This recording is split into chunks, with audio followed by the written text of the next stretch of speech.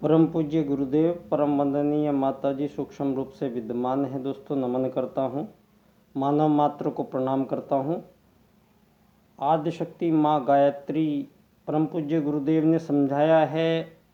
माँ गायत्री हम जिसको आदिशक्ति कहते हैं, जो सभी देवी देवताओं की आदिशक्ति माँ है, वो ऐसी आदिशक्ति माँ गायत्री परम पूज्य गुरुदेव ने वैज्ञानिक तथ्यों पर समझाते हुए बताया है। गे प्लस त्रि, गे बोलते हैं प्राण को, त्रि बोलते हैं धारण करने को। तो प्राणों को धारण किए हुए संपूर्ण जीव समुदाय, वो सब आदिशक्ति माँ गायत्री से ही उनका वजूद दिखाई दे रहा है। जो भी गतिविधियाँ हैं संसार भर में, प्राणियों में समस्त प्राण रूप से वो आदिशक्ति माँ गायत्री ही संपूर्ण जीवों में व्यक्त होता हुआ ये संसार है दोस्तों। तो आदिशक्ति माँ गायत्री को हम एक बार नमन करते हैं, उनका आवाहन करते हैं, उस दैवीय शक्ति का जो हमें सदमार्ग पर ले जाती है, जो हमें कुमार्ग से बचाती है, जो हमें आत्मविश्वास देती है, जो हमें श्रद्धा समर्पण करने का भाव हमारे अंदर विद्यमान होता है। ऐसी आदिशक्ति माँ गायत्री की अनुकंपा हमें मिलती रहे। हम इसके आकांक्षी हैं। और एक बार सस्वर हमारे साथ आदिशक्ति माँ गायत्री का उच्चारण करें आप लोग।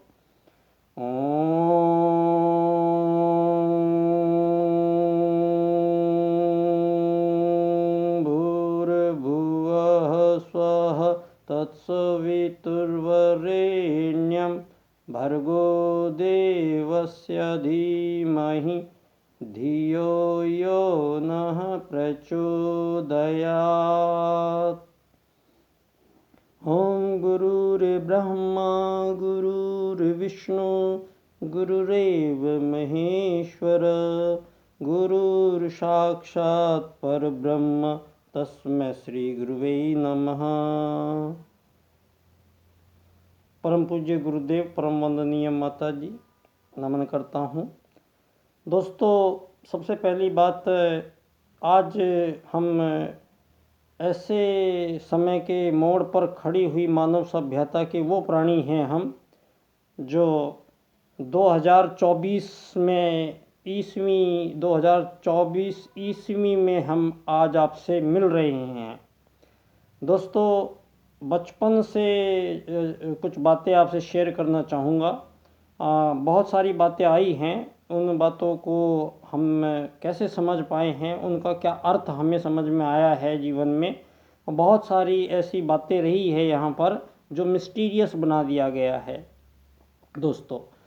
दोस्तों आज सारी दुनिया में पुरातत्ववेताओं की जो शोध परिणाम हैं, जो इतिहासवेताओं के जो शोध परिणाम हैं, आज तक की संपूर्ण मानव जाति के पास जितना भी लिखित कोई इतिहास है मानव जाति के बारे में, तो सबसे प्राचीनतम ग्रंथ विश्व में ऋग्वेद है।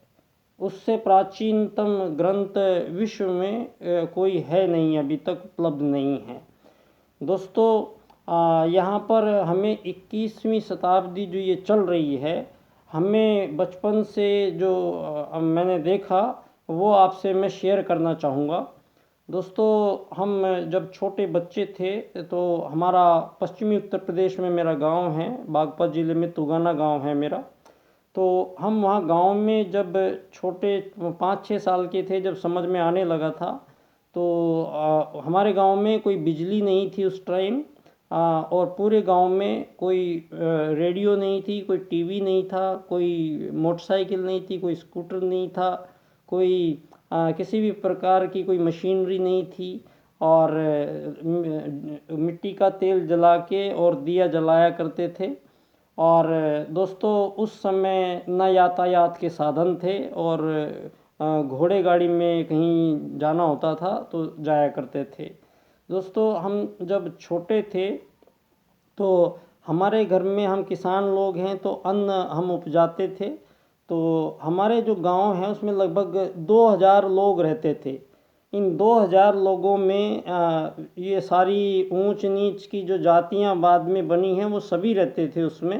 अमीर गरीब सभी रहते थे गांव में। लेकिन उस समय जो गांव की सामाजिक स्थिति थी वो मानव से मानव की प्रेम के वशीभूत होके ही उस समय मानव जीवन का उद्देश्य तय होता था। उस समय मानव कौन अधिक चरित्रवान है, कौन अधिक मानव त्यागी है, कौन बलिदानी है, इस प्रकार के भावों में मानव जाति अपने आप को रखती थी। और हम जब अनाज उगाते थे तो हम अनाज के ढेर हमारे खेत में लग जाते थे। तो मैंने देखा कि हमारे घर पे जो काम करने वाले जो ज़रूरतें पड़ती थी हमें, तो हमें ज़्यादा ज़रूरत पड़ती थी दोस्तों। वहाँ पर कुम्हार जो मिट्टी के बर्तन बनाते थे, नाई जो हमारे बाल काटते थे, दर्जी जो हमारे कपड़ों की सिलाई करते थे, और वहाँ पर जो वैद्य जी जो हमें दवाइयाँ देते थे, और साफ़ सफाई करने वाले घर में आते थे, और लोहार आते थे, सुनार आते थे। तो ये सारे के सारे लोग जो ये जितने भी काम हैं ये गांव के ही लोग करते थे। और ये साल भर में जब हम अनाज उगाते थे तो उस समय ये सारे लोग खेत में आते थे और अपने अपने जितना बंदी होती थी इनकी अनाज की कि साल भर में इतना अनाज हम देंगे आपको, तो हम उनको साल भर में अनाज तोल के और उनको देते थे। वो सारे एक साथ आ जाते थे एक दिन और सबको तोल तोल के बोरे भर भर के अनाज वो अपने घरों में लेके चले जाते थे। अब हमें किसान लोग थे तो हमें जितनी भी आवश्यकताएं पड़ती थी, हमें मिट्टी के बर्तन की ज़रूरत पड़ी तो हम कुम्हार से ले आए। लोहे का अगर हमारे कोई सामान ख़राब हुआ तो लोहे के लोहार के पास चले गए, दर्जी के पास कपड़े सिलाने चले गए, दाढ़ी बनवाने नाई के पास चले गए, परचून की दुकान से खाने पीने का सामान लेके आ गए। तो कहने का मतलब ये है उस समय अब हम जो जी रहे थे उस समय किसी भी आदमी के पास धन रुपया पैसा नहीं था।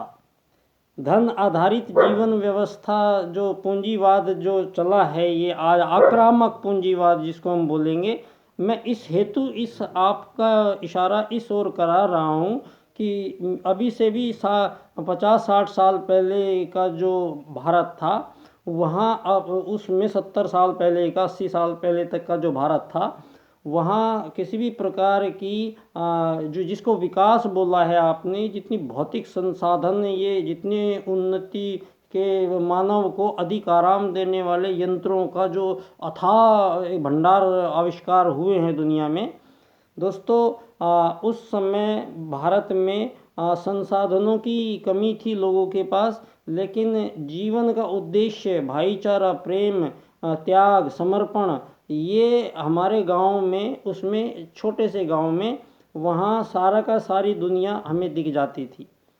दोस्तों, उसके बाद पंडित दीनदयाल उपाध्याय जी ने इस बात को अर्थायाम से इंडिकेट किया है और दुनिया को आगाह किया है कि भारत जो है वो सनातन देश है। सनातन का मतलब भारत, यहाँ पर सनातन हमेशा से भारत राष्ट्र है और सनातन परमात्मा है, सनातन आत्मा है, सनातन आदिशक्ति माँ गायत्री है, सनातन प्राण है। ये हमेशा रहते हैं। परमात्मा हर जगह हमेशा रहता है, आत्मा हमेशा हर जगह रहता है, आदिशक्ति माँ गायत्री का प्राण चारों ओर हमेशा रहता है। और ये अब आते हैं शरीर, धरती पे पंच महाभूतों से बने हुए भांति भांति के शरीर, 84 लाख प्रकार के योनियों में वो भांति भांति के भिन्न भिन्न शरीर उस परमात्मा ने रचे हैं। दोस्तों, ये जो जितने भी पंच महाभूतों के बने हुए शरीर हैं ये अग्नि जल पृथ्वी वायु आकाश के सम्मिश्रण से बने हुए ये सारे शरीर हैं। इनमें कोई अन्य तत्व किसी भी प्राणी में नहीं है। केवल 5 ही तत्व से चिड़िया, तोते, कबूतर, हाथी, बंदर, शेर, ये सारे के सारे जितने हैं, ये इनका जो बनावट है, बने हैं जो ये एक कोशिका से बने हैं। ये सभी के सभी पंचमहाभूतों से बने हैं। तो ये इनका आकार अलग है, प्रकार अलग है, इनका खान पान अलग है, रहन सहन अलग है, भाषा अलग है, जीवन काल अलग है सभी प्रकार के प्राणियों का। अब ये जितने भी शरीर यहाँ पर हैं, ये आप लोगों ने ये पिछले 100-150 साल में यहाँ पर मानवों को ये चार्ल्सवाद का विकासवाद पढ़ाया जा रहा है, डार्विनवाद का विकास क्रम जो पढ़ाया जा रहा है कि मछली से बंदर, बंदर से इंसान बने मानव।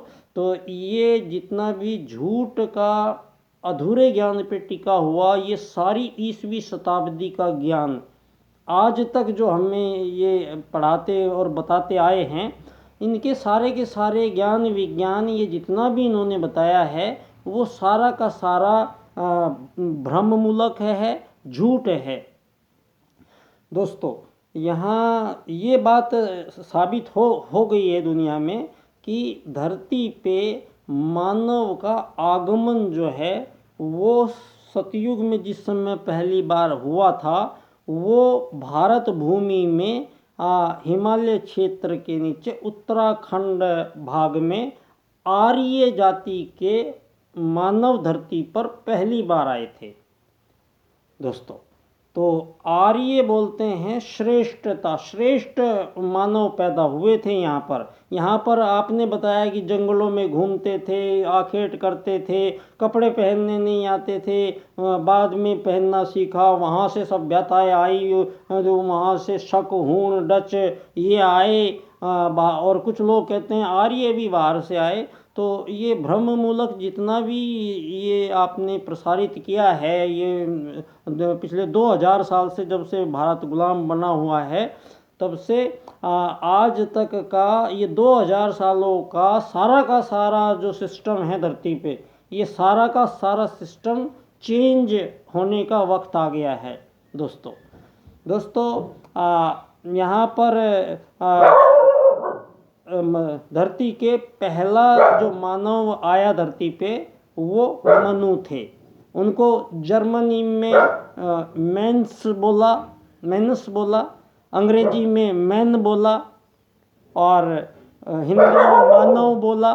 तो ये जितने भी शब्द अलग अलग आए हैं, ये साबित करते हैं कि सारी धरती पे जो पहला प्रथम मानव जन्मा था, वो भारतीय भूमि पे जन्मा था, आर्यव्रत क्षेत्र में जन्मा था, और आर्य जाति धरती पे मानव पहले आए।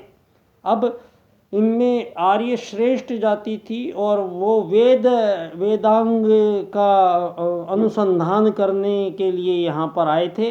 और पहले ही सतयुग में वो सब जितने भी ऋषि आए हैं, सब वैज्ञानिक होते थे। सब अपने मानव जीवन की अधिकतम आयु 1 साल वर्ष से लेके आया था मानव, जो कम होते होते आज 74-75 साल अधिकतम आयु संसार के मानव की रह गई है। दोस्तों, ये विकास क्रम के चलते चलते तो यहाँ एक बात साबित हो गई है कि भारत से जो आर्य लोग थे, और जो श्रेष्ठ मानव थे, उनमें अब कोई जो ऐसे बाद में कुछ मानव हुए जो आर्यों का मुकाबला नहीं करते, आर्यों की गतिविधियां नहीं अपनाते थे, तो उनको अनार्य कहा जाता था, और उनको यहाँ से देश निकाला दे दिया जाता था, और वो यहाँ से भारत भूमि से और अन्यत्र स्थानों की ओर जाते गए, बसते गए। कि ये 4 प्रकार के रंग के जो मानव धरती पे पाए गए हैं, लाल, पीले, काले, सफ़ेद, ये जो मानवों के रंग हैं, ये यहाँ से जो वो अनार्य लोग जो गए, वहाँ पर जाकर बस गए, और वहाँ पर बस कर वहाँ की आबो हवा जलवायु के कारण वहाँ पर उनकी कदकाठी रंग रूप थोड़ा भिन्न नज़र आने लगा। लेकिन मूल तत्व अनार्य थे वो। एक ही मानव यहाँ पर सर्वश्रेष्ठ मानव आर्य थे, उनमें से अनार्य, उनको असुर और असुर भी कहा। जो हमारे ही भारत भूमि में वो आर्य लोग रह गए वो सुर कहलाए, और जो अनार्य लोग थे उनको देश निकाला दिया, वो दूर अन्यत्र स्थानों पर चले गए। वो अनार्य लोग जो हैं वो राक्षस लोग कहलाए। तो यहाँ पर अब ये सारी धरती पे ये बात बिल्कुल प्रकट स्पष्टतः हो जाती है कि मानव जाति का ओरिजिन जो है वो मनु से है। धरती पे कोई भी मानव कहीं भी रहता है, उसका जो पितामह है, जहाँ से उनकी उत्पत्ति हुई है, वो मनु है। ये बात सारे संसार के सम्मुख हम तथ्यों के साथ प्रमाणित करने के लिए तैयार हैं। अब सारे संसार में जो ये अनार्य जाति थी, तो फिर ये लौट के भी आते थे लोग। डच आए, हूण आए, बहुत सारे लोग आए और हमारे देश पे आक्रमण भी उन लोगों ने किया और लूटपाट हिंसा भी करते रहे। ये वही लोग थे जो हमारी ही भारत भूमि से निष्कासित किए गए थे, और उन्होंने अनार्य जो थे वो लोग आते थे और युद्ध चलता था। दोस्तों, यहाँ पर जो वेद में बाद में जो त्रुटियाँ आई हैं, वो जातियों में आई हैं, उसको भी हम क्लियर करेंगे। तो यहाँ धर्म अर्थ काम मोक्ष की प्राप्ति करना मानव जीवन का लक्ष्य था, और योग मार्ग का यहाँ पर अनुसंधान करके मानव के लिए सर्वश्रेष्ठ मार्ग तैयार किया गया था। योग मार्ग के रास्ते पे भारत के वो आर्य लोग चलते थे। अब अनार्य जो लोग थे वो छीन लिया, झपट लिया, किसी से हत्या कर दी, किसी का घर जला दिया, वो इस तरीके के उद्दंडताएं जो हैं, वो जो समाज से असामाजिकता जो वो तत्व थे, उन्हीं को बाहर भेजा गया था। ये बात इंडोनेशिया है, जावा है, बाली है, यहाँ तक तो अभी भगवान श्री राम के ये अवशेष आपको दिख ही रहे हैं, महाभारत के अवशेष दिख ही रहे हैं सारी दुनिया में। और अब तो नासा ने भी ये प्रमाणित कर दिया है कि यहाँ 5000 साल पहले भारत में भगवान श्री राम ने श्री राम सेतु पुल बनाया था, और तब ये साबित होती चली जा रही हैं बातें। तो आज ये जो सारे संसार में मानवों के बीच में युद्ध छिड़े हुए हैं, मानवों के बीच में उसी एक ही मानव की संतान सारी दुनिया में वही फैली पड़ी है।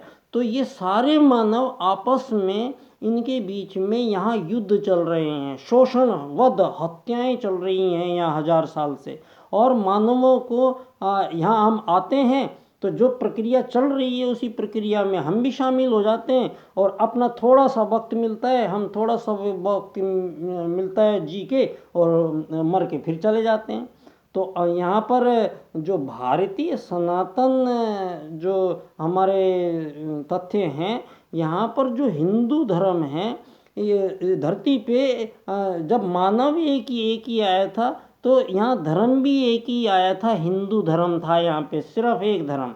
और इस हिंदू धर्म से यहूदी धर्म बाद में हमारे में लोगों में से निकल के कुछ लोगों ने अन्यत्र बस के उन्होंने यहूदी धर्म बनाया, और ये यहूदी धर्म से ही ये क्रिश्चियन धर्म आया, यहूदी धर्म से ही ये इस्लाम धर्म आया, यहूदी धर्म से ही जैन धर्म आया, बौद्ध धर्म आया। ये इतने सारे जो धर्म बने हैं, ये धर्म जो बने हैं अलग अलग क्रिया प्रणालियाँ अपनाने से, तो ये देखा जाए तो इनका जो उद्गम स्रोत है सारे धर्मों का, यहाँ पर किसी भी प्रकार की कोई दुविधा और त्रुटि नहीं है, क्लियर कर लीजिए।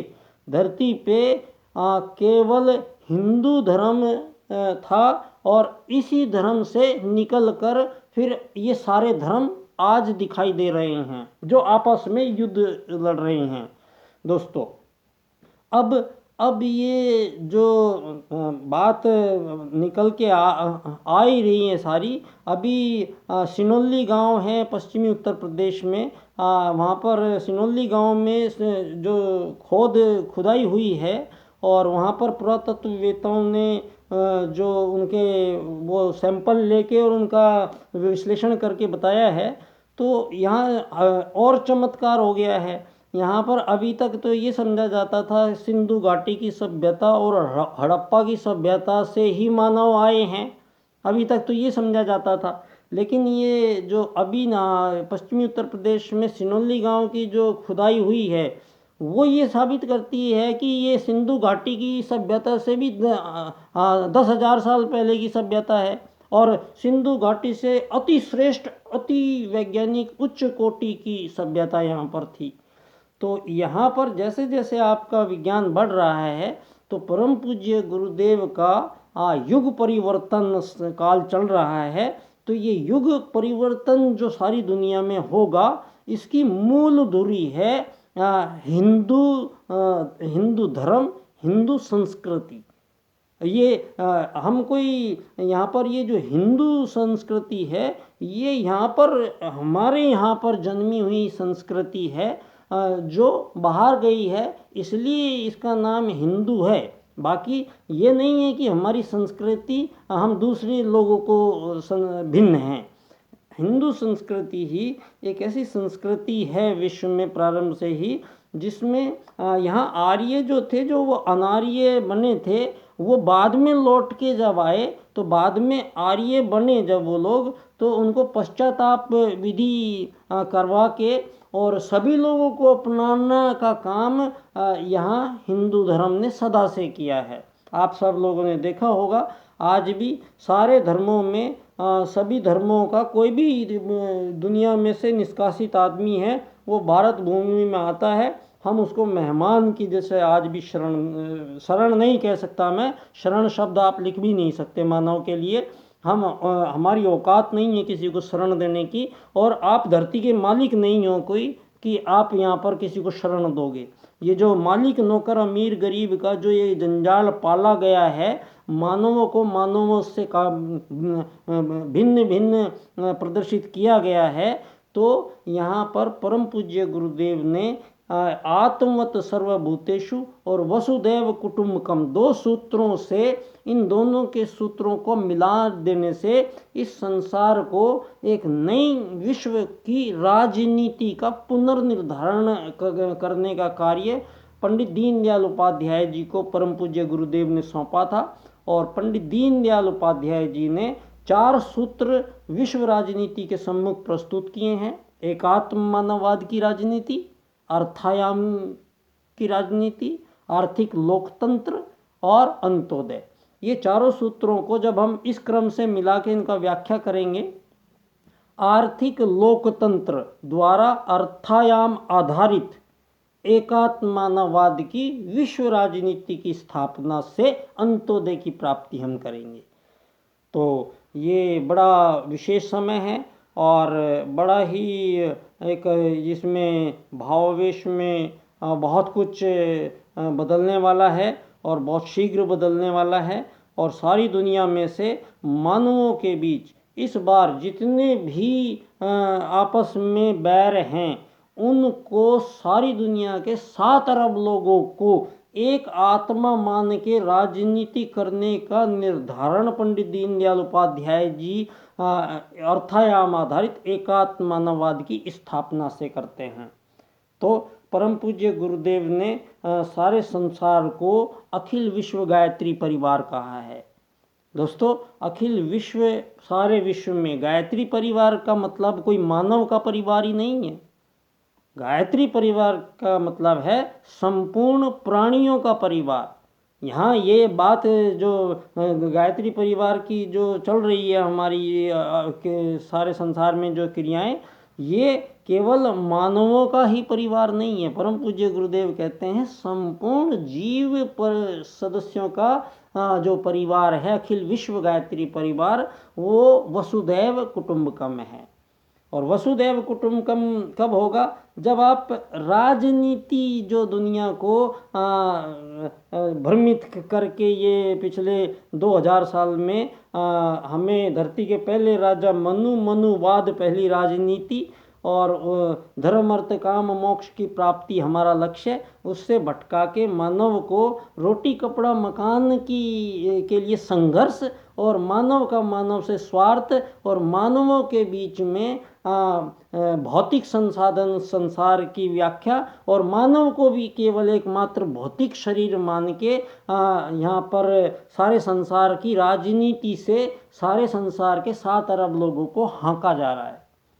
अब ये हाँकना बड़े षड्यंत्रकारी तरीके से मानवों को मानवों से आज़ाद होने की लड़ाइयाँ लड़नी पड़ रही है। मानव ही मानव से आज़ाद होने के लिए यहाँ पर कत्लेआम मचे हुए हैं, जबकि सनातन सिद्धांत है वेद का, किसी भी एक प्रजाति के जीवों में आज़ादी संभव नहीं है।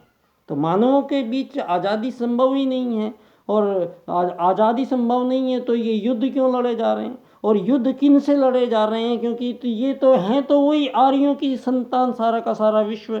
तो फिर इस बात को अब और ज़्यादा नहीं सहन किया जा सकता। यहाँ धरती पे परम पूज्य गुरुदेव ने सारी व्यवस्थाएं, सारे नव निर्माण की सारी व्यवस्थाएं करके पहले से ही रख दी है। अब पंडित दीनदयाल उपाध्याय जी की राजनीति एकात्म मानववाद को, अर्थायाम आधारित एकात्म मानववाद को, गायत्री परिवार को समझना जरूरी है इस समय। यहाँ आप लोगों को ये बात अभी बहुत ही कम लोगों को पता होगी। परम पूज्य गुरुदेव और पंडित दीनदयाल उपाध्याय जी बचपन से ही मिले हुए थे, और पंडित दीनदयाल उपाध्याय जी परम पूज्य गुरुदेव के ही संपूर्ण निर्देशन में उन्होंने एकात्म मानववाद का राजनीतिक सिद्धांत विश्व की राजनीति के सम्मुख प्रस्तुत किया है। इसको सिद्ध कौन करेगा?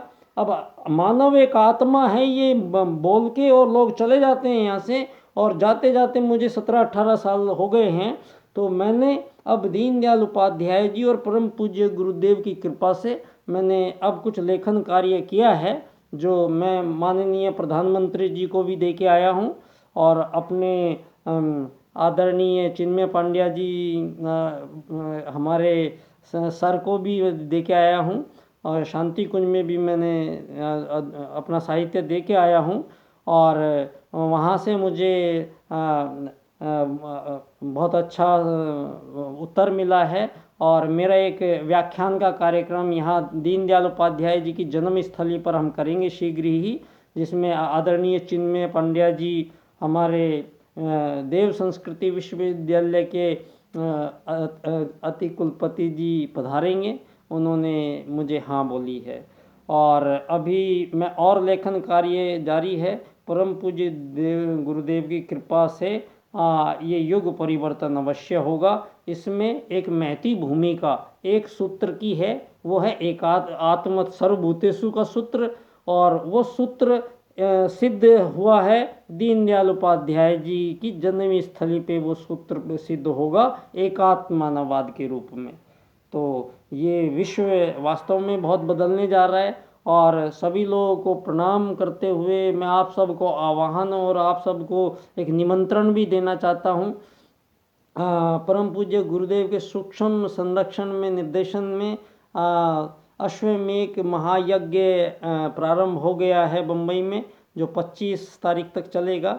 उसमें आप देव आत्माओं से मेरा अनुरोध है वहाँ पर अवश्य पहुँचिएगा, और एक सूक्ष्म वातावरण को शोधित करने का ये गुरु जी का विशेष प्रयास है, और ये बहुत रंग लेके आएगा। मैं बाल्यकाल सेवा संस्थान का अध्यक्ष बच्चा डॉक्टर पंडित दीनदयाल उपाध्याय जी की जन्मस्थली से पंडित दीनदयाल उपाध्याय जी की 4 राजनीतिक सूत्रों की व्याख्याओं के साथ मैं आपके समक्ष प्रस्तुत होता हूं। दोस्तों बहुत बहुत धन्यवाद।